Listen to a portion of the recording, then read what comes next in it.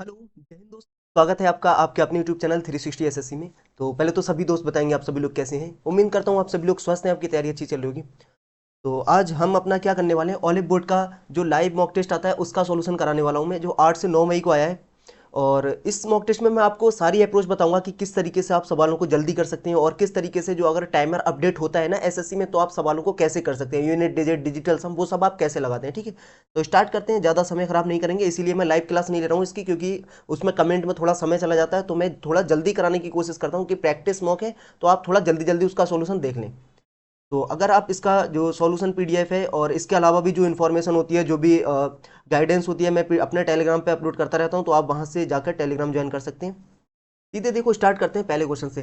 पहला क्वेश्चन दे रखा है के का मान ज्ञात कीजिए जहां रैखिक समीकरण 5x प्लस 2y माइनस 7 बराबर जीरो और x माइनस 3y प्लस के बराबर जीरो की प्रणाली का कोई समाधान का समाधान यूनिक है। यानी यूनिक समाधान का मतलब होता है कि इसका केवल एक सॉल्यूशन है। केवल एक सॉल्यूशन का मतलब क्या होता है, देखो तीन तरीके की कंडीशन बनती है। एक कंडीशन क्या बनती है, एक लाइन होती है, लाइन के ऊपर लाइन आ जाती है, मतलब एक लाइन ये है, इसको मैं L1 बता रहा हूँ, इसको मैं L2 बोल रहा हूँ। ठीक है, और एक लाइन ये होती है, ये L1 है और ये L2 है, एक दूसरे के क्या है पैरेलल है। और एक लाइन होती है जैसे ये L1 है और इसके जस्ट ऊपर क्या आ जाती है, L2 आ जाती है, यानी L1 और L2 एक दूसरे के कोइंसिडेंस हो जाती है, यानी संपाती हो जाती है।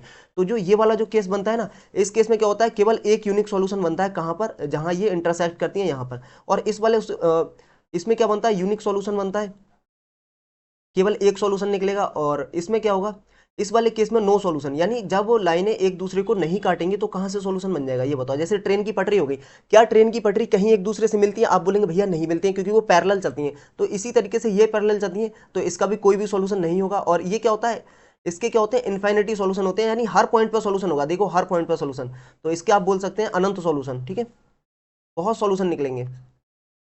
इस केस में क्या होता है, इस केस में जो इसकी ढाल होती है वो क्या होती है, जो इसका स्लोप होता है ना, वो एक दूसरे के बराबर नहीं होता है। क्या होता है, एक दूसरे के बराबर नहीं होता। आप ये कह सकते हैं sir A1/A2 is not equal to होता है B1/B2 और इज नॉट इक्वल टू। ठीक है, और इस वाले केस में क्या होता है, A1/A2 इज इक्वल टू होता है B1/B2। थोड़ा सा मैं, और इज नॉट इक्वल टू होता है C1/C2। क्यों, ये C1 और C2 क्या होती हैं, ये होती हैं जो वेरिएबल होते हैं वो होते हैं। ठीक है, जो अनवेरिएबल वैल्यूज होती हैं लास्ट में, जैसे ये 7 है और ये क्या है यहाँ पर क्या है, ये C1/C2 की वैल्यू। और इसके केस में क्या होता है, सब कुछ बराबर होता है। देखो लाइनें एक दूसरे के ऊपर है, यानी सब कुछ बराबर होगा। आप थोड़ा सा पेशेंस बनाइए जब मैं थोड़ा कॉन्सेप्ट बता रहा हूँ, क्योंकि इसके क्वेश्चन 2024 में बहुत ट्रेंड पे थे। अब तो नहीं आ रहे हैं ज़्यादा, लेकिन 2024 में बहुत ट्रेंड पे थे। बस कॉन्सेप्ट अच्छा है तो आप उसको थोड़ा सा सीखिए। ये तीन होते हैं ना, आपने पहला कॉन्सेप्ट देखा, जब कोई भी सॉल्यूशन नहीं होगा यहाँ पर क्या होगा, एक यूनिक सॉल्यूशन होगा। यहाँ पर क्या होगा, कोई सॉल्यूशन नहीं बनेगा क्योंकि लाइनें कभी मिलेंगी नहीं। और यहाँ पर क्या होगा, अनंत सॉल्यूशन बनेंगे, तब कंडीशन होगी ये वाली। हमारे केस में क्या है कि अद्वितीय सॉल्यूशन है, यानी यूनिक सॉल्यूशन है। यूनिक सॉल्यूशन कब होगा, जब आप कहेंगे भैया A1/A2 is not equal to B1/B2 is not equal to क्या आ जाएगा, C1/C2 के। C1/C2 के, तो देखो मुझे C1 और C2 दे रखा है। अब मैं क्या करूंगा, या A1/A2 से निकाल लो या B1/B2 से निकाल लो, आपकी मर्जी है। मैं सारा लगा रहा हूँ। देखो A1 कितना है, पहली वाली में A1 है ये 5, और B1 है ये, और C1 है ये। ठीक है, दूसरी वाली में A1 A2 है ये, B2 है ये, और C2 है ये। मैं सारा लगा के आपको दिखा रहा हूँ कि ये इक्वेशन है क्या। 5 अपॉन, और दूसरे वाले में क्या आ जाएगा 1 बराबर कितना आ जाएगा, माइनस का 2 अपॉन, प्लस का 2 अपॉन माइनस का 3, और बराबर आ जाएगा मेरे पास कितना, माइनस का 7 अपॉन के। मुझे इस के की वैल्यू बताना है, तो इस के की ये सब नॉट इक्वल टू होना चाहिए। क्या होना चाहिए, ये सब नॉट इक्वल टू होना चाहिए। यानी के की जो वैल्यू है वो किसके बराबर नहीं होना चाहिए। आप बोलेंगे भैया के की वैल्यू मेरे पास 2/-3 के बराबर नहीं होना चाहिए, और किसके बराबर नहीं होना चाहिए, और 5 के बराबर नहीं होना चाहिए। तो आप ये बताओ के की वैल्यू क्या 7 के बराबर हो सकती है। आप बोलेंगे भैया हो सकती है, क्यों, क्योंकि केवल -2/-3 के बराबर ना हो और 5 के बराबर ना हो, तो 7 के बराबर हो सकती है। क्या 1/7 के बराबर हो सकती है, आप बोलेंगे भैया हो सकती है। क्या -7 के बराबर हो सकती है, आप बोलेंगे भैया हो सकती है। क्योंकि हमें ये बताना है जो के की वैल्यू है वो 2/-3 के बराबर ना हो, और किसके, और 5 के बराबर ना हो। तो ये तीनों ही इसके बराबर नहीं है, यानी आप ये कह सकते हैं कि के सभी मान हो सकते हैं। थोड़ा सा इस क्वेश्चन में क्या था, इसकी लैंग्वेज को और इसके ऑप्शंस को इस तरीके से थोड़ा डिजाइन किया गया था कि आप थोड़ा सा कंफ्यूज होते हैं। नॉट इक्वल टू बताना है, ये वैल्यू नॉट इक्वल टू होंगी के ये वैल्यू के बराबर नहीं होना चाहिए थे, और के बराबर नहीं है। तो हम क्या कह सकते हैं कि सभी मान सभी के मान हो सकते हैं। क्लियर, थोड़ा सा टाइम लगा होगा क्योंकि मैं थोड़ा समझा रहा था। अगर मैं नहीं समझाता तो मैं सीधे A1/A2 करके 5 के नॉट इक्वल टू भी प्रूव कर सकता था, और B1/B2 करके -2/3 के नॉट इक्वल टू भी प्रूव करके और आपको आंसर बता सकता था। बट मेरा मकसद था थोड़ा सा आपको कॉन्सेप्ट समझाना और जो पीछे का लॉजिक था वो बताना। एक व्यापारी है 10 रुपए प्रति किलोग्राम कीमत वाली 26 किलोग्राम चावल को 36 रुपए प्रति किलोग्राम कीमत वाले अन्य किस्म के 30 किलोग्राम चावल के साथ मिलाता है और इस मिश्रण को 30 रुपए प्रति किलोग्राम कीमत पर बेचता है, उसका अनुमानित लाभ बताना है। देखो इसमें ना तो हम यूनिट डिजिट लगा सकते हैं, ना ही डिजिटल सम, अनुमान है तो यानी हम केवल और केवल क्या कर सकते हैं, हम इसमें अप्रोक्स वैल्यू लगा सकते हैं। ठीक है, तो 10 किलोग्राम 10 रुपए प्रति किलोग्राम की कीमत है, 26 किलोग्राम है, तो टोटल सीपी हो जाएगा इसका 260। और दूसरे वाले का सीपी कितना हो जाएगा, आप बोलेंगे भैया 36 इंटू 30 कितना आ जाएगा, 108 और 10, ये दूसरे वाले का सीपी आ जाएगा। टोटल सीपी ये आ गया मेरे पास, टोटल सीपी कितना आ गया 0, 14 और ये 1, 14, 1 और ये 1, यानी 1140। ठीक है ना, 1140 ही हो रहा है। 260 और 36 तियाँ कितना होता है, 108 होता है। 36 तियाँ 108 और 0, फिर ये 0 आ जाएगा, 8 और 6 14, और फिर ये 1 आ जाएगा, और फिर ये 2 आ जाएगा। ना ना ना ना ना, गड़बड़ हो गया। 0, 8, 6 14, और ये 1 और 2 3, 3 आ जाएगा, ये 1340 हो जाएगा। कितना हो जाएगा, 1340। ठीक है, 1340 ही तो हो रहा है, 200, 1200 और 1340, 1340। और टोटल एसपी बता दूंगा कितना जाएगा, टोटल एसपी। तो एसपी कितना था, 30 रुपए प्रति गुलाम के हिसाब से बेच देता है। कितना चावल था, टोटल चावल हो जाएगा उसके पास, यहाँ पर था 26 किलोग्राम और यहाँ पर था 30 किलोग्राम, यानी 56 किलोग्राम टोटल चावल था। तो टोटल एसपी कितना हो जाएगा, 0 और 8, 15 और 1 16, यानी 1680। तो 10 से 10 काट दो, अब ये कट जाएगा, किससे कटेगा, ये 2 से तो कट ही रहा है ना, 2 से काट लो 6 और ये 67 बार, और 2 से काट लो 8 और ये 4 बार, यानी 67 रुपए की चीज़ 84 रुपए में बिकेगी। तो प्रॉफिट कितना आ जाएगा, आप बोलेंगे भैया 17 रुपए का प्रॉफिट आ गया। कितने पर, 67 रुपए पर। हमें अनुमानित बताना है, 5%, 25%, 8% में बहुत डिफरेंस है। अगर यहाँ पर 17 की जगह 68 होता तो ये कितना आ जाता, 1/4 आ जाता, 1/4 आ जाता, यानी 25% वैल्यू आती, 25%, यानी 25% के पॉइंटों के आसपास वैल्यू होगी। और वैल्यू होगी कितनी पता है, वैल्यू होगी इससे थोड़ी सी ज़्यादा, 25% से। तो आसपास में सिर्फ यही है 25%, बाकी दो तो बहुत छोटी वैल्यू है, उनको तो हम इग्नोर कर सकते हैं आराम से। अगला क्वेश्चन था, देखो इस तरीके के क्वेश्चंस बहुत आ रहे हैं जो आपको लैंग्वेज में बना के दे रहा है, यानी जो सर्वांग सम है और जो मतलब सिमिलरिटी है, जो कॉन्करेंसी है, वो आपको क्या कर रहा है, लैंग्वेज में बना के दे रहा है। बस आपको क्या करना है, उस लैंग्वेज को समझना है, और उसके अलावा कुछ भी ऐसा नहीं है इन क्वेश्चंस में। मतलब क्या बोला था, यहाँ पर बोला है ट्राइंगल है एबीसी और ट्राइंगल है एबीडी के समान आधार एबी है। क्या है, इन दोनों के समान क्या है, एक आधार है एबी। जैसे ये मान लो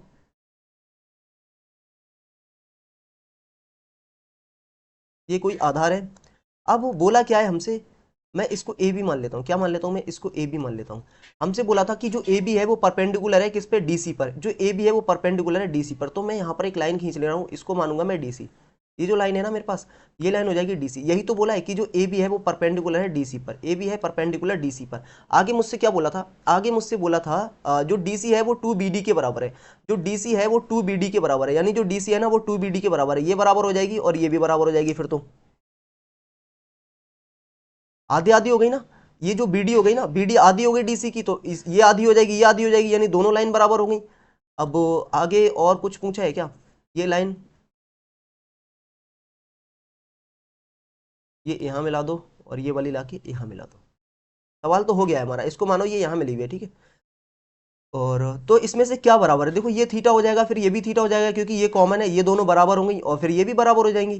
तो अब मेरे पास क्या बचेगा, ए बी सी इज, देखो यहाँ पर बी बराबर है, यहाँ पर भी बी बराबर है, यानी ए के बराबर होगा, बी के बराबर होगा, और जो एंगल ये वाला होगा ना वो सी के बराबर हो जाएगा, यानी पहला ही वाला ठीक है। फिर तो पहला वाला ठीक है, दोनों सिमिलर हो गए, ट्रायंगल दोनों सिमिलर नहीं हो गए। देखो ये बराबर हो गई दोनों में, ये वाली दोनों लाइनें बराबर हो गई, ये 90 डिग्री है, ये 90 डिग्री है। अब आप ये बताओ, एक इसके बीच में ये थीटा बराबर है, ये दोनों लाइनें बराबर हैं, और ऐसे ही मैं दूसरा खींच दूं, इसके बीच में ये थीटा बराबर है और ये दोनों लाइनें बराबर है, तो ये क्या हो जाएंगे, एक दूसरे के सिमिलर नहीं, एक दूसरे के कॉन्ग्रुएंट हो जाएंगे, सर्वांग हो जाएंगे, यानी सभी अंग इनके क्या हो जाएंगे, समान हो जाएंगे, सब चीज समान हो जाएगी। बस ये ध्यान रखना होता है, एक इससे समान होगा, जैसे यहाँ पर ए से समान था और बी से समान था, सी के समान था। ये जो ट्रायंगल थे ना उसका भी ध्यान रखा जाता है, जैसे ए बी किसके बराबर है, ए बी के, और बी सी बी डी के बराबर है, बी सी बी डी के बराबर, बस यही देना था। बाकी ट्रायंगल तो दोनों यही है, क्या हुआ है, लाइनें घुमा घुमा के नीचे दे रखी हैं आपको, ठीक है।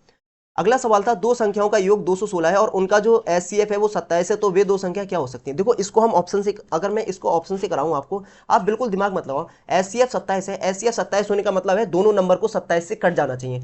तो क्या 124 27 से कटेगा, बिल्कुल नहीं कटेगा। क्या 88 27 से कटेगा, बिल्कुल नहीं कटेगा। क्या 154 27 से कट रहा है, ये तो 9 से ही नहीं कट रहा है, तो 27 से क्या कटेगा। तो बस एक ही बचा और इनका योग भी 216 हो जाएगा। बस ये होता है तरीका करने का, बाकी आप एक और मेथड भी होता है, ए 1+2 बराबर दे रखा है 216 के, और यहाँ पर 1 × 2 बराबर दे रखा होता है H C F into LCM के। लेकिन यहाँ पर एक सबसे जो स्ट्रॉन्ग पॉइंट था वो यही था ना, 27 है, तो एलसीएम क्यों निकालना मुझे ये बताओ। 27 था तो मैं ऑप्शन से कर दिया आराम से। अगला सवाल है, जब एक दुकानदार 800 रुपए में एक वस्तु बेचता है तो वह संख्यात्मक रूप से उस वस्तु को 500 रुपए में बेचने के बाद हुए हानि से दोगुना लाभ कमाता है। देखो ये कॉन्सेप्ट है, पहले इसके क्वेश्चन बहुत आते थे और बहुत ट्रेंड पे भी रहता था। जैसे आप ये मानो ये कोई सीपी रहा होगा, किसी वस्तु का ये सीपी रहा होगा, तो उसने क्या किया, उसको 500 रुपए में बेच दिया, यानी उसको कुछ ना कुछ लॉस हुआ। अब उसने क्या किया, उठा के उसको 800 रुपए में बेच दिया कुछ फायदा कमाने के लिए। तो जब 500 रुपए में बेचा, मान लो 1 रुपए का उसको लॉस हुआ होगा, अब उसने जब 800 रुपए में बेचा तो वो क्या कह रहा है, उसके दोगुने के बराबर लाभ होता है, यानी अब 2 रुपए का लाभ हो जाता है। तो हम क्या करते हैं, इन दोनों का डिफरेंस लेते हैं, इन दोनों का डिफरेंस आ जाएगा 3। अब ये देखते हैं कि इसके और इसके प्राइस में कितना डिफरेंस है। आप बोलेंगे भैया इसके प्राइस में डिफरेंस है मेरे पास 300, तो ये जो 3 की वैल्यू है वो कितनी है, वो है 300। एक की वैल्यू कितनी आ जाएगी, 100 आ जाएगी, यानी एक की वैल्यू 100 आ गई तो उसको 100 रुपए का लॉस होगा 500 में बेचने पर, तो वस्तु रही होगी 600 रुपए की। हमसे बोला है कि वस्तु को 30% के लाभ पर बेचा जा रहा है तो विक्रय मूल्य क्या होगा। देखो इसको भी आप ऑप्शन से उठा सकते थे, आप कैसे उठाते हैं इसको ऑप्शन से, मैं बता रहा हूं आपको।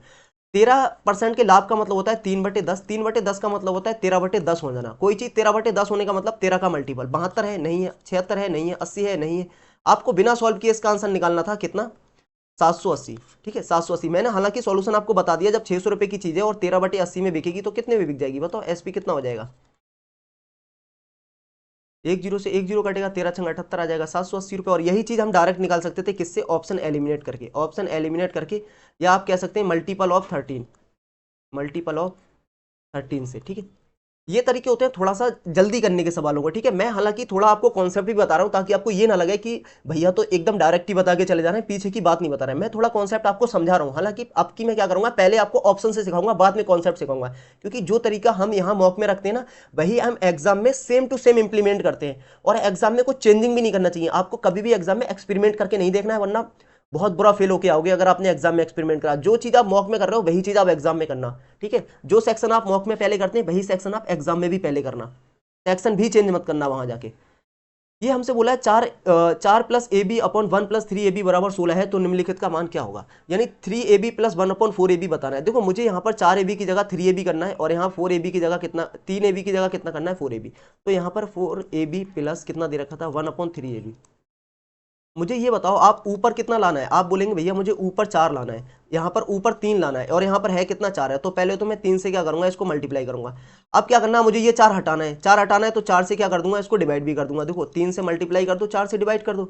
अब देखते हैं क्या बात बन पा रही है। ये इसकी अगर मैं मल्टीप्लाई करूंगा तो 3ab आ जाएगा, और प्लस इसकी अगर मैं मल्टीप्लाई करूंगा 1/4ab आ जाएगा। देखो कुछ भी नहीं करना पड़ा इसमें, बस इक्वेशन सेटिस्फाई करी, ये आ जाएगा 4 बार, और ये 4 थी 12, यानी इसकी जो वैल्यू आ जाएगी वो कितनी आ जाएगी, 12 और 12 आ जाएगी। ठीक है, अगला सवाल देखिए, नेक्स्ट क्वेश्चन। एक क्वेश्चन में देखा, यदि अंडर रूट 16 माइनस, और ये जो अंडर रूट है ना ये पूरा लगा होता है यहाँ से यहाँ तक। ठीक है, यहाँ से यहाँ तक आप इसको थोड़ा सा यही समझा करो, मॉक में ये लगाते नहीं है, हालांकि ये यहाँ से यहाँ तक ही लगा होता है, तभी सवाल सॉल्व होगा। 16 - 6 √7 है, प्लस 15 प्लस 4 √14 है, तो √a प्लस √b क्या होगा। देखो यहाँ पर एक तरीका होता है एकदम गधों वाला बेसिक। क्या बेसिक होता है, आप यहाँ पर क्या करो, इनका स्क्वायर करने लग जाओ, इनका स्क्वायर करने लग जाओ, और a और b की वैल्यू निकालो। ये एकदम क्या है, एकदम गधा मेथड है। ठीक है, ये मेथड करना, आप ये समझ लो आप एग्जाम से बाहर जा रहे हैं अगर आप ये वाले तरीके लगा रहे हैं ना, एकदम बेकार मेथड है। अब इसमें जो एडवांस चीज है वो क्या चीज है, देखो ये जो 16 - 6 है, ये किसी ना किसी का वर्गमूल होगा, किसी ना किसी का वर्गमूल होगा। अब मैं, आप ये बताओ, जब मैं a प्लस बी का जब अंडर रूट निकालता हूं तो क्या होता है, ये होता है a² प्लस b² और प्लस 2ab। तो मुझे यहाँ पर लाना होता है 2ab। तो मैं पहले इस 6 और √7 को 2ab बना लेता हूँ। मैं देखो एक आपको बहुत आराम से समझा रहा हूँ, बाकी आप इन चीज़ों को खुद रिलेट करना सीखना। तो मैं अगर इसको 2ab में तोड़ूंगा तो ये कितना आ जाएगा, 2 × 3 और अंडर रूट 7, 2 × 3 अंडर रूट 7 आ जाएगा। अब देखो मुझे बनाना है a² प्लस b² किसके बराबर, a² प्लस b² 16 के बराबर बनाना है। यानी इन दोनों को मुझे, ये अगर मैं इसको a और b मानूं, अब कैसे करके a और b मानूं ताकि ये 16 के बराबर आ जाए। आप कहेंगे भैया एक तरीका है इसको a और b मानने का, और यहाँ पर कितना था, 7 था, 3 नहीं था। ठीक है, ये 7 है। अगर मैं 7 का स्क्वायर कर दूं और 3 का स्क्वायर कर दूं, 3 का स्क्वायर 9 होता है और 7 का स्क्वायर कितना होता है, 7 होता है, अंडर रूट 7 का स्क्वायर, तो क्या ये 16 नहीं बनेगा। आप बोलेंगे भैया बन जाएगा। देखो मैं क्या बोल रहा हूँ, मैं ये बोल रहा हूँ, इसको मैं क्या लिख सकता हूँ, 3 माइनस अंडर रूट 7 का whole square, 3 minus under root 7 का होल स्क्वायर लिख सकता हूँ। अगर मैं इसका होल स्क्वायर खोलूंगा तो ये 9 आ जाएगा, प्लस का 7 आ जाएगा, माइनस का कितना आ जाएगा, 6 √7। तो यही चीज आ गई कि नहीं आ गई, जो ऊपर लिखी थी 9 7 16 और माइनस का 6 √7 आ गया। ये सारी चीजें मैं आपको लिख के इसलिए बता रहा हूं ताकि आप थोड़ा समझ पाए, वरना मेरे आराम से समझ में आ गया, आपको देखते ही समझ में आ जाएगा किसका है ये, 3 माइनस √7 का होल स्क्वायर है। यानी जो पहला वाला बना हुआ था ना, ये वाला, ये बना हुआ था मेरे पास 3 और इसका -√7 का, ये इसका होल स्क्वायर था। क्या था, इसका होल स्क्वायर था। अगर मैं अंडर रूट से बाहर निकालूंगा तो ये बाहर आ जाएगा, प्लस इसी तरीके से मैं इसको क्या करूंगा, 2 और ये 2 आ गया था, देखो 2 × 2 आ गया। अगर मैं इस 2 को अंदर ले जाऊंगा तो √56 नहीं हो जाएगा? आप बोलेंगे भैया बिल्कुल हो जाएगा। कैसे हो जाएगा? अंदर कितना जाता है? 4 जाता है, तो 56 हो गया। 14 चौका 56। इस 56 को मैं लिख सकता हूँ √8 और √7। तो ये क्या है? देखो 15 क्या है? a² + b² यानी 8 का स्क्वायर प्लस 7 का स्क्वायर जोड़ूंगा तो 15 आ जाएगा, और सब इन दोनों की मल्टीप्लाई करूंगा तो 4√14 आ जाएगा। यानी ये क्या था मेरे पास? √8 प्लस √7 का वर्गमूल लिखा हुआ था, तो मैंने इसको बाहर निकाल दिया और ये इससे कट जाएगा। तो क्या बचा? 3 + √8 बचा। 3 + √8, इस 3 को मैं लिख सकता हूँ कितना? √9 प्लस √8। तो ए और बी की वैल्यू क्या आ जाएगी? ए और प्लस बी की वैल्यू कितनी आ जाएगी? आप बोलेंगे भैया ए बराबर आ जाएगा मेरे पास 9 और बी बराबर मेरे पास आ जाएगा कितना? 8। तो इन दोनों का क्या पूछा था? इन दोनों का मल्टीप्लाई पूछा था, तो 72 आ जाएगा। ठीक है, ये सारी चीजें मैंने आपको लिख के इसलिए बताई हैं क्योंकि आपको मैं कॉन्सेप्ट समझा रहा हूँ। ये बारी बातें नहीं लिखना है, आप डायरेक्ट यहाँ समझ सकते हैं कि ये किसका है। ये 3 - √7 का है, तो आप सीधे यहाँ पर लिखते 3 - √7 और ये आपके तुरंत समझ में आ जाता है। ये √8 प्लस √7 का है। आप इस तरीके से लिखते, इसको इससे काट लेते, आप डायरेक्ट यहाँ से बस इतनी लाइन लिखते, इतनी जो मैंने अभी लिखी है। ये सारी बातें a + b का होल स्क्वायर, ये सब आपको एग्जाम में भी नहीं करना है और आपको ये बातें लिख के भी नहीं देखना है। बस आपको अपना कॉन्सेप्ट क्लियर करना है जो मैं बता रहा हूँ इतनी देर से। एक नाव है, धारा के अनुकूल 52 किलोमीटर पर आवर की चाल से यात्रा कर सकती है। यानी बोट प्लस वाटर की जो स्पीड दे रखी है वो कितनी दे रखी है? वो दे रखी है 52 किलोमीटर। और यदि स्थिर जल में नाव की चाल यानी बोट की जो स्पीड दे रखी है वो 45 दे रखी है। मुझसे पूछा है कि 2 घंटे में नाव धारा के प्रतिकूल कितनी दूरी ट्रेवल करेगी। यानी मुझे बोट माइनस वाटर की स्पीड इंटू 2 बताना है। तो बोट की स्पीड 45 है, वाटर की स्पीड यहाँ पर 7 आ जाएगी क्योंकि दोनों 52 होना है। तो अगर मैं 45 - 7 करूंगा तो यहाँ कितना आ जाएगा? 38 आ जाएगा। और 38 को अगर 2 घंटे में चलाऊंगा तो 76 किलोमीटर चल जाएगा। ठीक है, 76 किलोमीटर प्रति ये 76 किलोमीटर तय करेगी ना। ये एस क्यों लगा रखा है? एस की तो कोई जरूरत नहीं है, 76 किलोमीटर तय करेगी बस सीधे। अगला सवाल है हाइट एंड डिस्टेंस का। क्या बोला है हमसे? एक पेड़ के शिखर से एक मीनार के शिखर का उन्नयन कोण 30 डिग्री है और मीनार के पाद से यानी मीनार का जो बेस होता है वहां से पेड़ के शिखर का जो उन्नयन कोण है वो 30 डिग्री है। यदि मीनार की ऊंचाई 132 है तो पेड़ की ऊंचाई क्या हो जाएगी? दोनों तरफ 30-30 है, यानी दोनों तरफ क्या हो जाएगा? बेस बराबर हो जाएगा, सामने वाली भुजा बराबर हो जाएगी, तो इसका आधा हो जाएगा 66। क्या बोला था मैंने? शायद आपको ऐसे समझ में नहीं आया होगा, मैं बता रहा हूँ क्या बोला मैंने इतनी देर में। यहाँ पर ये है और यहाँ पर ये है। ये बोला था जैसे ये मीनार है, ये मीनार है और इसका जो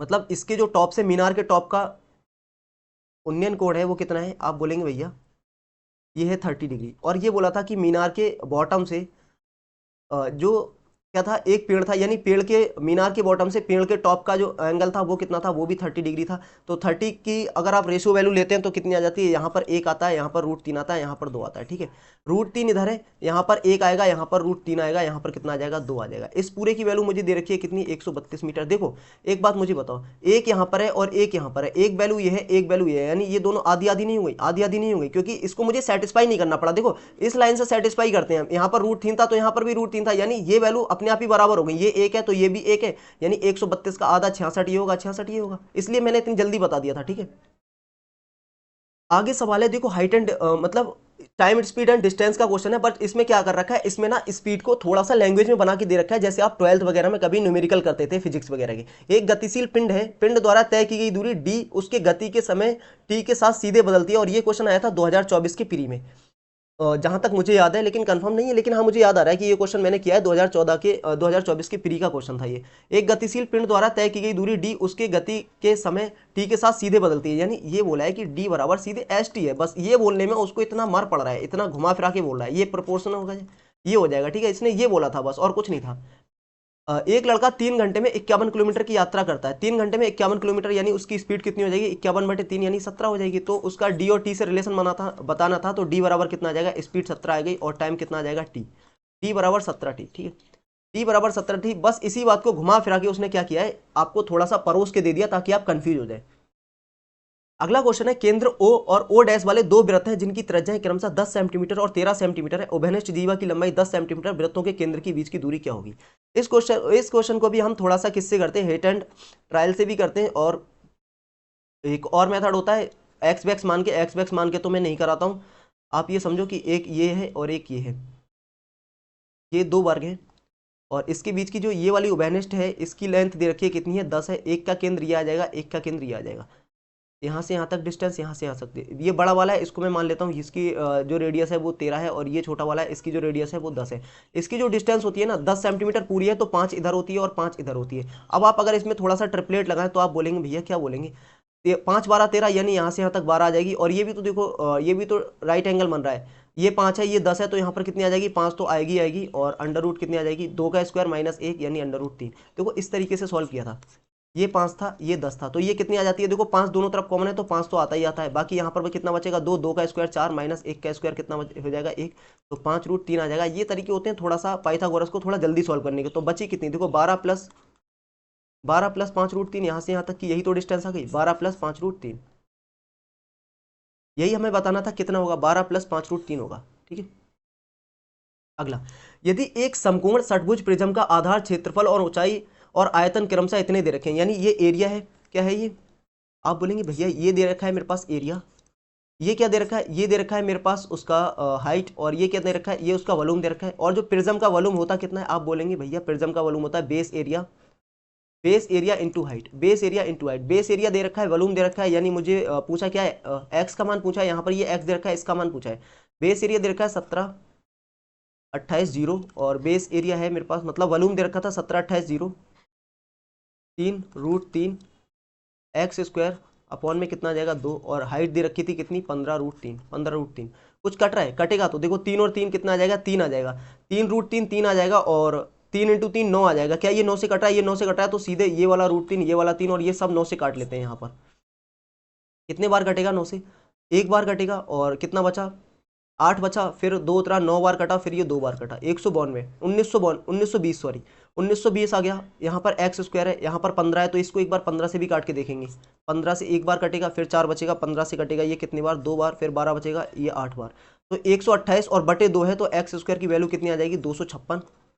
256 का मतलब एक्स की वैल्यू आ जाएगी प्लस माइनस का 16, लेकिन माइनस का नहीं लेंगे क्योंकि यहाँ पर हाइट की बात की जा रही है, यहाँ पर किसकी बात की जा रही है, ये माइनस का नहीं रहा होगा, तो प्लस का 16 रहेगा। ठीक है, अगला सवाल है 75 पैसे प्रति पैकेट के मूल्य के चाय को 5.5 रुपए प्रति पैकेट मूल्य के चाय के साथ किस अनुपात में मिलाना चाहिए जिससे मिश्रण का जो क्रय मूल्य है वो 4.54 रुपए हो जाए।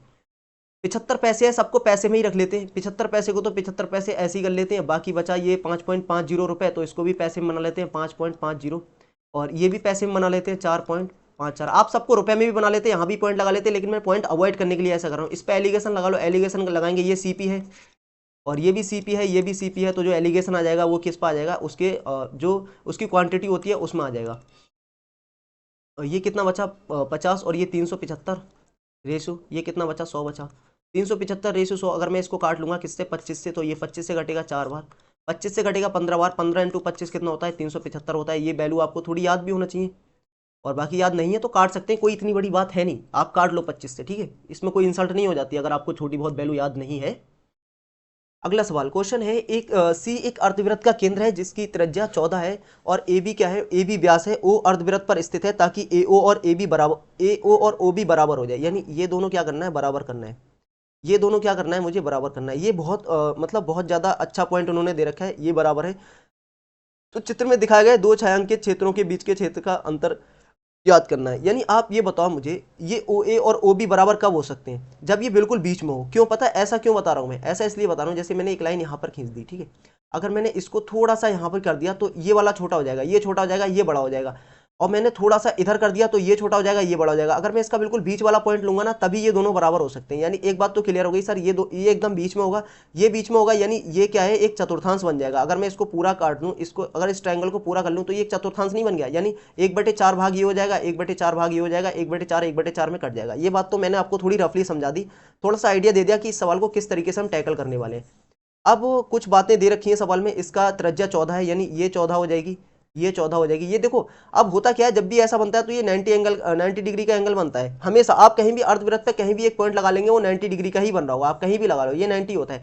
तो मैं इस पूरे का एरिया नहीं निकाल सकता, आप बोलेंगे भैया निकाल सकते हैं, और इसका आधा आधा होगा, आधा ही होगा, आधा ही होगा, तो इस पूरे का एरिया हो जाएगा 1/2 आधार इंटू ऊंचाई, 1/2 आधार इंटू ऊंचाई हो जाएगा। यानी मैं किसकी बात कर रहा हूँ, एरिया ऑफ बी ओ ए की बात, एरिया ऑफ बी ओ ए, 1/2 आधार कितना आ जाएगा 28, और ऊंचाई कितनी आ जाएगी, देखो 14 ही है, 14 ही है, ऊंचाई कितनी आ जाएगी, ऊंचाई भी 14 आ जाएगी, ठीक है 14। तो इसको काट लेते हैं भी, कितने से ये कटेगा 14 से, 14 बार 14 और 14 कितना आ जाएगा 196 आ जाएगा, 196 आ गया किसका बी ओ ए का एरिया। अब अगर मैं इसका एरिया निकालूं ओ सी ए का, किसका ओ सी ए का, तो इसका आधा आ जाएगा, ओ सी ए का जो एरिया हो जाएगा वो इसका आधा हो जाएगा, इसका आधा करूंगा तो ये 8 बार जाएगा, इसका आधा करूंगा तो ये कितने बार जाएगा, 9 बार, सॉरी ये 9 बार जाएगा, और इसका आधा करूंगा तो ये 8 बार, 98। 98 आ गया इसका एरिया, ठीक है, 98 आ गया इसका एरिया। अब मुझे निकालना है देखो इस वाले का एरिया, ये दूसरा वाला शेडेड एरिया है, दूसरा वाला शेडेड एरिया। दूसरा वाला शेडेड एरिया कैसे निकलेगा, मैं इस पूरे का एरिया निकाल दूंगा, इस पूरे के एरिया में से 98 घटा दूंगा, क्योंकि ये भी तो 98 होगा। यहाँ से यहाँ तक का एरिया निकाल के, यानी मुझे क्या करना पड़ेगा, ये जो दूसरा शेडेड एरिया है उसका एरिया निकालने के लिए सेकंड वाला जो शेडेड एरिया है, पहला वाला तो मैंने निकाल लिया, सेकंड वाला शेडेड एरिया निकालने के लिए क्या करना होगा मुझे, ये जो पूरा एरिया है इसमें से ये बी सी ओ का एरिया घटाना होगा। ये पूरा जो त्रिज्याखंड है, इस पूरे त्रिज्याखंड का एरिया क्या हो जाएगा, अगर मैं आपसे बात करूं, इस पूरे त्रिज्याखंड का एरिया हो जाएगा 1/4 into pi r square, 22/7 pi r square, यानी 14 इंटू 14, ये हो जाएगा ना। ये पूरा शेडेड एरिया आ गया था, यानी सेकंड का एरिया निकालने के लिए मुझे ये करना पड़ा 7 इंटू 14 और माइनस कितना करना पड़ेगा 98।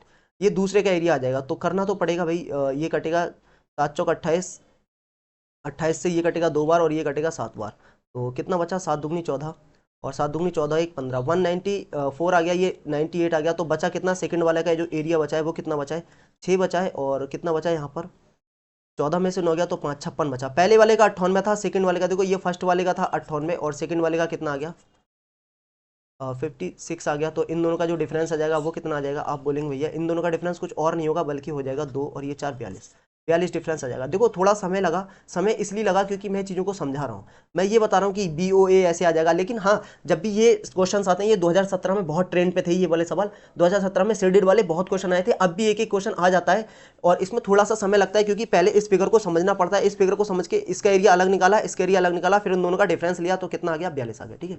और यही मुझसे पूछा था निम्नलिखित में से कौन सा एक तर्कसंगत नहीं है, कौन सा एक रेशनल नहीं है, यानी इरेशनल वैल्यू बताना है। इरेशनल वैल्यू क्या होती है, जिन्हें पी अपॉन क्यू के फॉर्म में नहीं लिखा जा सके, जो पी अपॉन क्यू की फॉर्म में ना लिखी जाए वो होती है क्या इरेशनल। जैसे पी अपॉन क्यू की फॉर्म क्या होती है, अगर मैं 16 को लिखूंगा तो 4/1 आ जाएगा, तो 4 को मैं पी लिख सकता हूँ, क्यू को 1 लिख सकता हूँ, 13/2 में 13 पी लिख सकता हूँ, क्यू ये लिख सकता हूँ, -7/1 में क्या हो जाएगा -7 पी हो जाएगा और ये क्यू हो जाएगा। लेकिन √13 की जो वैल्यू आएगी ना वो पॉइंटों में चलेगी, कैसे 0.3 समथिंग समथिंग समथिंग ऐसे चलती रहेगी, यानी कभी भी आप पी अपॉन क्यू में नहीं लिख सकते। तो यही एक इरेशनल वैल्यू है, यानी अपरिमेय संख्या भी आप इसको बोल सकते हैं, जिसका एक एक तो ये अभाज्य संख्या है। जब भी एक प्राइम नंबर होता है, प्राइम नंबर का कभी भी कोई पी अपॉन क्यू फॉर्म नहीं लिख पाएंगे आप। √7 लिख दो, इसका भी आप कभी नहीं लिख सकते, √11 लिख दो कभी नहीं लिख पाएंगे, कितना लिख दो 23 लिख दो कभी नहीं लिख सकते। लेकिन आप जब कितना, जैसे √18 हो गया, इन तरीके की वैल्यू होती है तो ये रुक जाती है, लेकिन ये वैल्यू कभी भी नहीं रुकती है, ठीक है। मोहित, निखिल और पार्थ ने क्रमशः 84,000, 1,05,000 और 1,47,000 रुपए का निवेश किया। तीनों पूरे वर्ष में व्यवसाय कर रहे हैं। यदि वर्ष के अंत में कुल लाभ इतना था तो निखिल की वैल्यू कितनी थी, यानी ये मोहित था, ये निखिल था और ये कौन था भैया, ये था पार्थ। देखो इसको कैसे सॉल्व करते हैं, ये तीन वैल्यू जीरो यहीं से हटा लो, इनको लिखने की कोई जरूरत नहीं है, मैं थोड़ा सा अलग लिख देता हूँ, मोहित निखिल और ये पार्थ था। 84, 105 और 147 था, ये भी कट जाएगा, किससे कटेगा ये 21 से कटेगा 4 बार, 21 से कटेगा 5 बार, 21 से कटेगा 7 बार। जितना आप माइंड में काट सकते हैं उतना आप काट लिया करो, पहले 4 5 और ये कितना आ गया 7 आ गया। अब वो 5 7 कितना हो जाता है 12 4 16, 16 की वैल्यू दे रखी है कितनी, ये 16 की वैल्यू दे रखी है, तो एक की वैल्यू कितनी आ जाएगी 16 पंजे 80 आ जाएगा, 16 3 48 5300। अब मुझे बताना है 5 की वैल्यू, एक की वैल्यू निकल गई, यहाँ पर मुझे 5 की वैल्यू बताना है, यानी 5300 इंटू 5, 0 0 5 या 15 5 25 और 1 26, 2,65,000 कितनी आ गई 2,65,000, ठीक है। आगे बोला है एक प्रधान राशि पी को 3 वर्षों के लिए 2 अलग अलग योजनाओं में निवेश किया गया है। योजना एम में सरल ब्याज है, यानी साधारण ब्याज पर 20% प्रति वर्ष पर प्रदान करती है। योजना एन चक्रवृद्धि ब्याज 20% प्रति वर्ष वार्षिक चक्रवृद्धि पर प्रदान करती है। यदि योजना एन से प्राप्त राशि योजना एम से प्राप्त राशि से 640 रुपये अधिक है तो ये बताना है पी का मान कितना है। अब ये बताओ अगर सिंपल इंटरेस्ट पर 3 साल के लिए 20% की दर से देंगे तो टोटल ऐसा ही कितना आ जाएगा, टोटल ऐसा ही आ जाएगा 60%।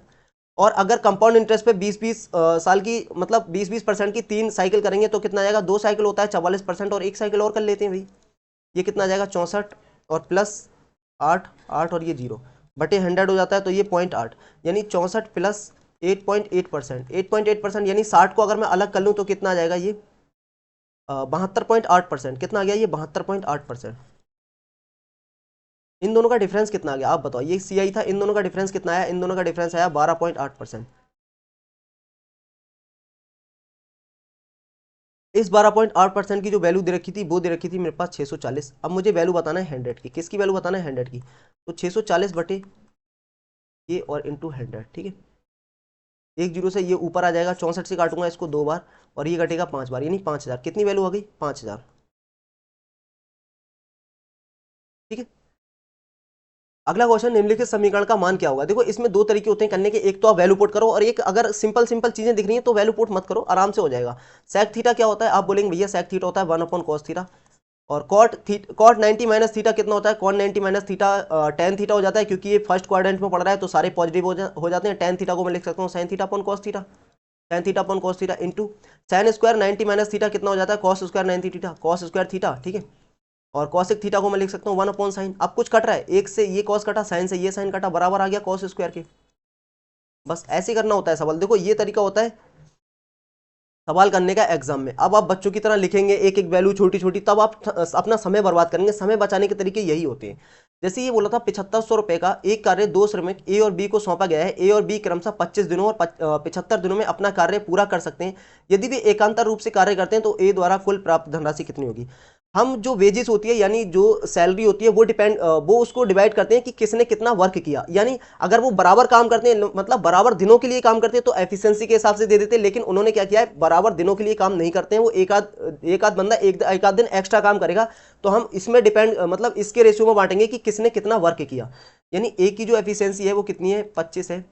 बी की जो एफिशिएंसी है वो कितनी है? 75 है। 75 दिनों में अपना पूरा काम करते हैं, मतलब 75 दिनों में, ये 25 दिन में तो टोटल आ जाएगा 75। ए की एफिशिएंसी +3 आ जाएगी, बी की एफिशिएंसी +1 आ जाएगी। एकांतर दिन में काम कर रहे हैं, यानी ए पहले दिन काम करता है, बी दूसरे दिन काम करता है, तो 2 दिन में टोटल काम हो जाएगा 4 यूनिट। मुझे कराना कितना है? मुझे कराना है 75 यूनिट। तो पहले 18 यहाँ करा देता हूँ, 18 यहाँ करा देता हूँ, ठीक है। ये आ जाएगा 72 और 36 दिन हो गए। अब 72 के बाद 3 यूनिट काम बचा, वो काम क्या करेगा? ए करेगा। यानी बी ने तो 18 करा ही करा, ए ने भी 18 करा, लेकिन ए ने एक दिन और ज्यादा करा, जो लास्ट वाला दिन था वो ए ने काम किया। तो ए ने टोटल 19 दिन काम किया है, बी ने टोटल 18 दिन काम किया है। 19 दिन में ए ने कितना काम किया होगा? आप मुझे ये बताओ। 19 दिन में ए ने 57 यूनिट काम किया होगा, बी ने 18 यूनिट काम किया होगा। मुझे 57 की वैल्यू बताना है।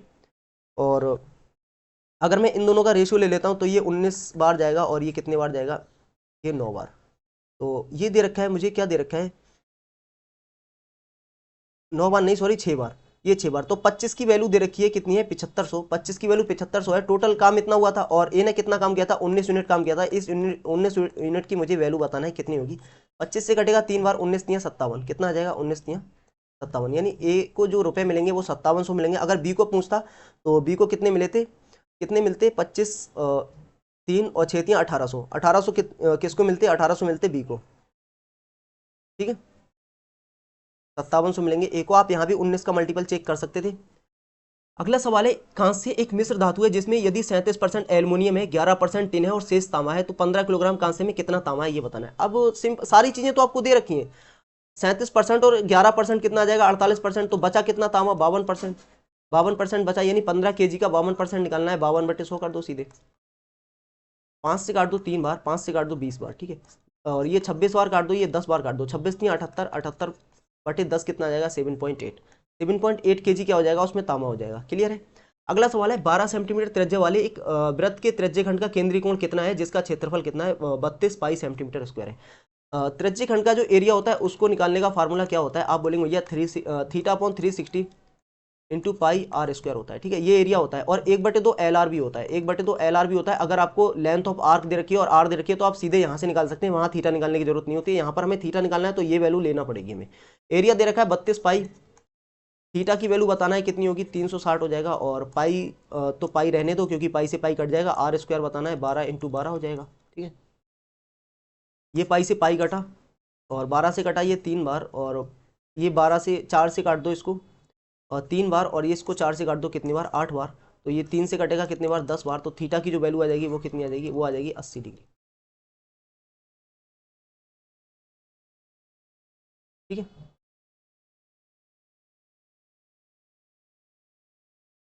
अगला सवाल है, देखो ये थोड़ा सा अच्छा सवाल था। इसमें वैसे ज़्यादा कुछ तो नहीं था बट थोड़ा सा समझने में हो सकता है प्रॉब्लम आई हो स्टूडेंट को। ये थोड़ा सा अच्छा सवाल लगा मुझे। एल्यूमिनियम शंकु का वजन लोहे के शंकु के वजन का कितना है? 7/9 ग्राम है। यानी ये बताना है वेट ऑफ एल्युमिनियम, ये दे रखा है weight of aluminium upon weight of iron दे रखा है कितना?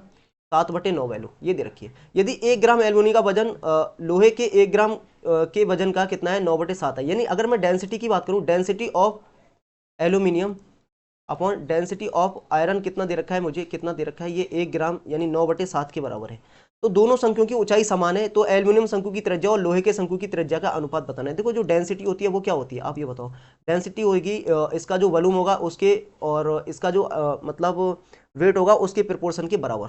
जो डेंसिटी होगी वो इसके बराबर हो जाएगी। यानी मैं बताना क्या चाह रहा हूँ, मैं ये बताना चाह रहा हूँ सर, जो डेंसिटी होती है, अगर मैं यहाँ पर इसका रेशियो लेना चाहूँ सीधे, wait of aluminium upon weight of iron, ये किसके बराबर आ जाएगा, इसका जो वॉल्यूम होगा और इसका जो वॉल्यूम V1 और V2 हो जाएगा इनटू इसके, और किसके आ जाएगा, बराबर आ जाएगा density of aluminium upon density of ferrous के, ये आ जाएगा। तो ये जो वॉल्यूम था पहला वाला, इसमें क्या बराबर दे रखा था, जो शंकु का वॉल्यूम होता है 1/3 पाई आर स्क्वायर एच होता है, पाई आर स्क्वायर एच होता है, पाई आर स्क्वायर एच होता है। तो मुझे बताना क्या था, इसमें बराबर क्या दे रखा है, दोनों संख्याओं की ऊंचाई समान है। देखो दोनों संख्याओं की ऊंचाई समान है, यानी दोनों संख्याओं का पाई भी समान होगा, दोनों संख्याओं की ऊंचाई, और ये 3 तो समान ही हो जाएगा, ये समान हो जाएगा। यानी R1/R2 का स्क्वायर सीधे सीधे यहाँ पर ले सकता हूँ, क्योंकि ये 1/3 पाई R1 स्क्वायर हो जाएगा, 1/3 पाई R2 स्क्वायर एच हो जाएगा, तो ये तो कट ही जाएगा। तो मैं सीधे इसको क्या लिख सकता हूँ, इसका रेशियो दे रखा है मुझे 7:9, और बराबर यहाँ पर सीधे मैं R1 square upon R2 square लिख सकता हूँ। क्यों लिख सकता हूँ, क्योंकि 1/3 पाई तो कट जाएगा और एच भी दोनों तरफ से कट जाएगा, और डेंसिटी ऑफ एल्युमिनियम और डेंसिटी ऑफ फेरस दे रखा है मुझे 9/7, ये दे रखा है। तो R1 स्क्वायर और R2 स्क्वायर की जो वैल्यू आ जाएगी वो कितनी आ जाएगी, R1 स्क्वायर और R2 स्क्वायर की जो वैल्यू आ जाएगी वो 49/81 आ जाएगी। यानी अगर मैं R1/R2 निकालने जाऊंगा यहाँ से तो कितना आ जाएगा मेरे पास 7/9, ठीक है, 7/9 ये आ जाएगा।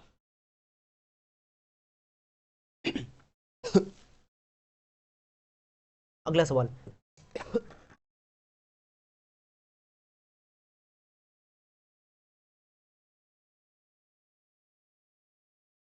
सबसे छोटा धनात्मक पूर्णांक कौन सा है जिसे 1.2 से गुणा करने पर एक पूर्ण संख्या प्राप्त हो। इसमें करूंगा तो कितना आ जाएगा, 12 चौक 48, 4.8 आ जाएगा। इसमें करूंगा तो 3.6 आ जाएगा। इसमें करूंगा तो 12 अट्ठे 120,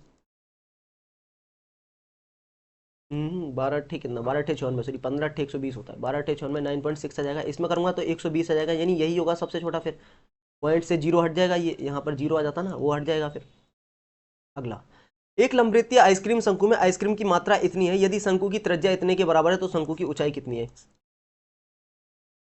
देखो फिर से वही दे रखा है, ये दे रखा है मुझे वॉल्यूम के बराबर ही दे रखा है ना, ये 14784, और ये बराबर है जो शंकु का वॉल्यूम होता है 1/3 पाई आर स्क्वायर एच होता है, पाई आर स्क्वायर एच। तो 1/3 तो रहेगा ही रहेगा, पाई को मैं लिख सकता हूँ 22/7, आर स्क्वायर कितना लिख सकता हूँ 2.8 और 2.8। मैं इसलिए 2.8 लिखता हूँ क्योंकि ये कटेगा और एच एच रहेगा, ठीक है। यहाँ से 2 पॉइंट हट जाएंगे, यहाँ से ये 2 पॉइंट हट जाएंगे, 0 0 हो जाता वो कट जाता ना, इसलिए नहीं लिखा। ये 7 से कटेगा 4 बार, और कुछ कट रहा है, देखो ये 11 से जरूर कटेगा, ये 11 से काट के देखो, 11 से कटेगा ये एक बार, कितना बचा 3 बचा, 11 से कटेगा 3 बार, फिर 4 बचा, 11 से 4 बार, फिर से 4 बार। अब ये 4 से कट जाएगा, इसको 4 से काट लेते हैं, 4 से कटेगा ये 3 बार, और फिर कितना बचा एक, फिर 4 से कट जाएगा 3 बार, फिर 4 से कट जाएगा 6 बार, और यहाँ पर अभी 28 बचा हुआ है, यहाँ पर 3 बचा हुआ है। तो एक बार इसको 7 से काट के देखते हैं, ये 7 से कटेगा 4 बार, और ये 7 से कटेगा कितने बार, 4 बार, और कितना बचा 56, 5, और ये 8 बार, ठीक है। 4 और बचा था, ये कट जाएगा, देखो 12 बार, पूरा पूरा कटता जा रहा है मुझे तो लग रहा है।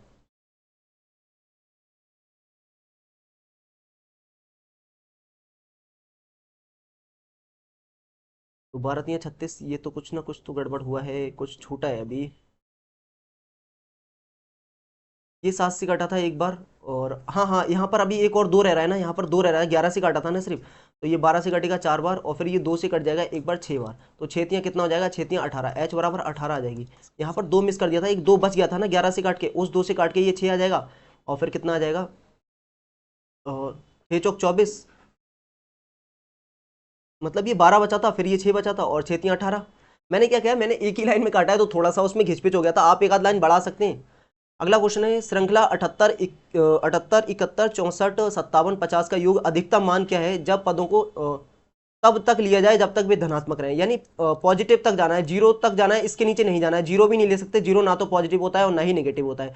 तो इन सब में गैप आ रहा है 7 का, फिर 7 का गैप आ रहा है, फिर 7 का गैप आ रहा है, फिर 7 का गैप आ रहा है। मुझे यहाँ भी 7 7 के मल्टीपल में ही गैप रखना होगा, यानी मैं मैक्सिमम गैप 49 रख सकता हूँ। तो पहला नंबर 1 हो जाएगा, ये लास्ट वाला। तो ये सीरीज पता कैसे चली है, 1 है और फिर ये 8 है, देखो 1 है फिर 8 है और फिर 15 है। इसी तरीके से ये ना डैश डैश डैश डैश करके कितनी चल रही है, ये जा रही है मेरे पास 78 तक, 78 तक। तो पहला टर्म आ जाएगा यहाँ पर ए, लास्ट टर्म आ जाएगा यहाँ पर 78। तो अगर मैं नंबर ऑफ टर्म निकालूंगा तो last term minus first term यानी 78 माइनस 1 अपॉन कितना आ जाएगा, कॉमन डिफरेंस यानी 7 और प्लस कितना आ जाएगा 1 आ जाएगा। ये 77, 11 और 1 12, यानी जो एन की वैल्यू आ जाएगी वो 12 आ जाएगी। मुझे एस एन बताना है। एस एन की जो एक वैल्यू होती है वो क्या होती है, एन/2। और एक और भी तरीका होता है, n/2 last term minus first term सीधे भी कर सकते हैं, और n/2 और 2a plus n 2a plus n minus 1 into D, ये भी एक तरीका होता है। और एक तरीका जब ये होता है n पता लग गया तो last term minus first term upon common difference into n, ये भी कर सकते हैं आप, दोनों तरीके से निकाल सकते हैं। तो मैं इस तरीके से निकाल रहा हूँ, 12/2 करूँगा 6 आ जाएगा, और 2a का 2 आ जाएगा, n-1 11 आ जाएगा यहाँ पर, और d आ जाएगा 7, तो ये 77 आ जाएगा। तो कितना आ जाएगा, ये एस एन बराबर 6 इंटू 79, 6 इंटू 79 का मतलब कितना हो जाएगा, 6 9 54, ये 4 आ जाएगा, और 7 6 42 और 4 42 और 5 47, ठीक है 47, 474। कितनी वैल्यू आ गई, 474। अगला सवाल करें। देखो ये थे आज के सारे सवाल, और थैंक यू अगर आप यहाँ तक देख रहे हैं तो आप एक एसएससी के सीरियस स्टूडेंट हैं, जब आपने पूरा मॉक देखा है। और इसकी जो पीडीएफ होगी वो आपको टेलीग्राम चैनल पर अपलोड कर दूंगा, तो वहाँ से जाके आप देख लेना। बाकी अगर लेक्चर अच्छा लगा तो आप इसको लाइक करिए, शेयर करिए और सब्सक्राइब जरूर करिए। मिलते हैं फिर अगले वीडियो में, तब तक आप लोग अपना ध्यान रखिए। जय हिंद एंड जय भारत।